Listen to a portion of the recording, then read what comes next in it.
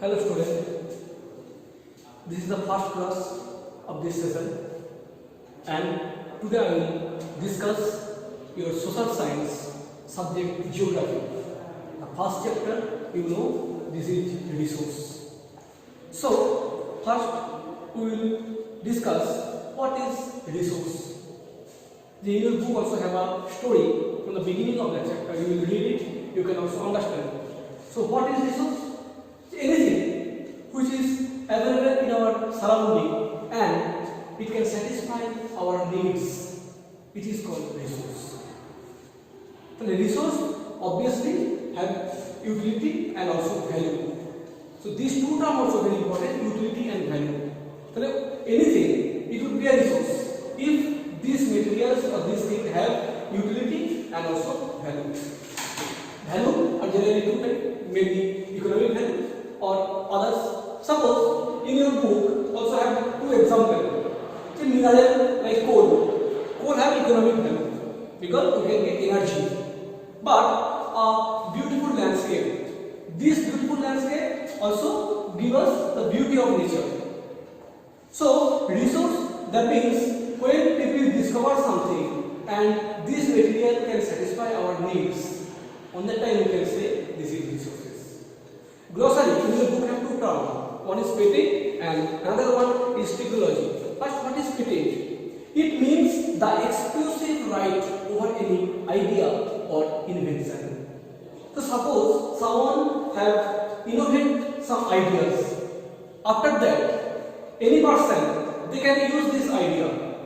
But before he have taken permission from that person. This is patent. And technology means this is the most important part in our life. Without technological improvement, it helps us for the economic development. Technology is the application or latest knowledge.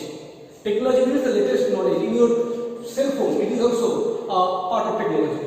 And also skill in doing or making things. The technology and patent, these two terms you will prepare, it is also important. After that, today I will discuss different types of resources. Already you have seen in the book, the resources are three types. On the base, in the beginning, the preliminary, there are three types. One is natural resource, human-made resource, and human resource. So first today I will discuss only the one part. This is the natural resources.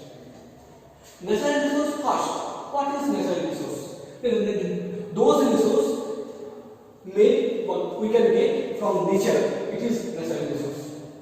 It can also air, we can say, is an example of natural resource. Solar also natural resource. Water also natural resource. Different type of minerals also natural resource. So natural resource means those resources we can get from the nature. And also I think you can understand the definition of resources.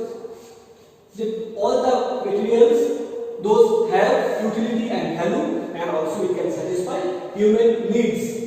This is called resource. The natural resources are classified four types: level of development and use, then origin, then stock, then distribution.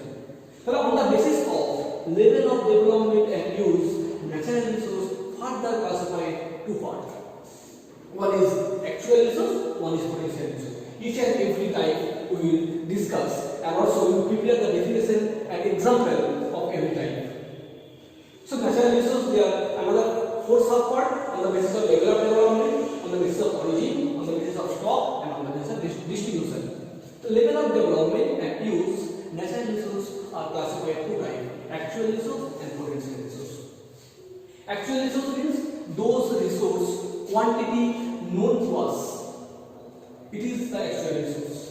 Suppose the coal in Germany, Ruhr region, coal deposit in Germany, Ruhr region, it is the example of actual resource, because we know that the quantity, the volume of the resources which is deposited on that particular area.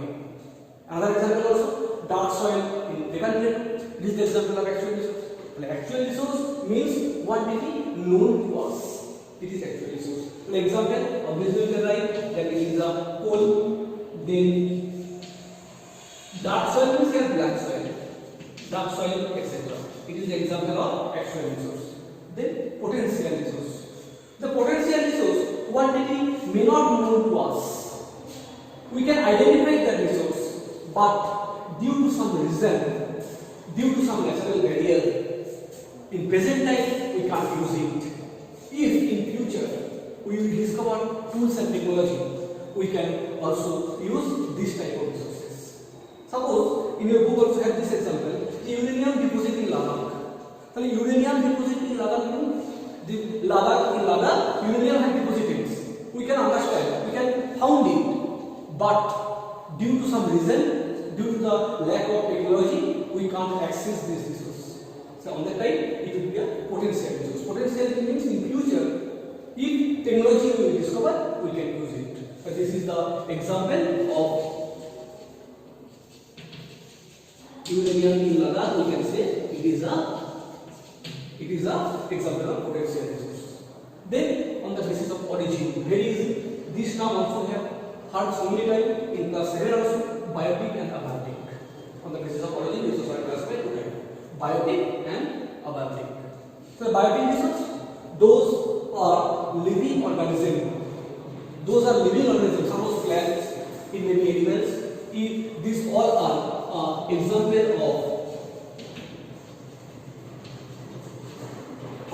example of biotic resource.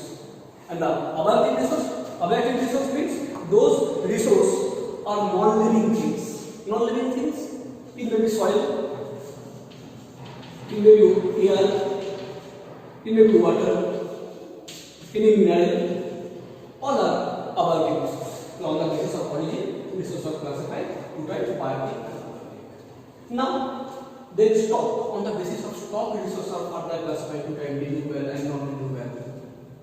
Renewable and non-renewable are the two types of resources on the basis of stock. The renewable means this resource can replenish quickly. Their stock, this is unlimited.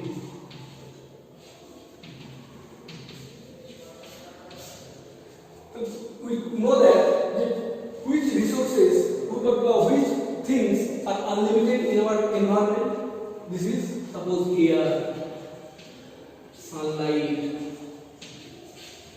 water. These are the example of renewable resources. The renewable resources, the characteristic is resources replenish quickly, it is unlimited, and also we can reuse it. This is the renewable resource. On the basis of stock resources are also another type. This is the non-renewable resource. The non-renewable resource means those resources have limited stock. Any type of mineral is example of non-renewable resource. After certain use, after the overuse, after few years later, this type of resources can destroy or can finish. This will be replenished, but it will take millions of years. The time consuming. That's why it is considered as non-renewable resource, like coal, petroleum. These are the example of non-renewable resources. So you can also give this question also very important. Write down the difference between renewable and non-renewable resource. On the time you will also write these characteristics. Then distribution. On the basis of distribution resources are two types: ubiquitous and localized. Ubiquitous resources are those resources which found everywhere. Everywhere you can find it. This is the ubiquitous resource. The example is air, sunlight. These are the example of ubiquitous resource. And opposite, this one the localized resource. Localized resources are those resources found only a particular place. Any type of mineral, like copper deposit. Copper deposits. It is also another type of mineral also deposited at a particular place. So, student, up to that you will read and also you will make this flowchart. If you will write it, you can easily remind the classification of resources, and next classes also we will discuss the remaining two portions. Thank you.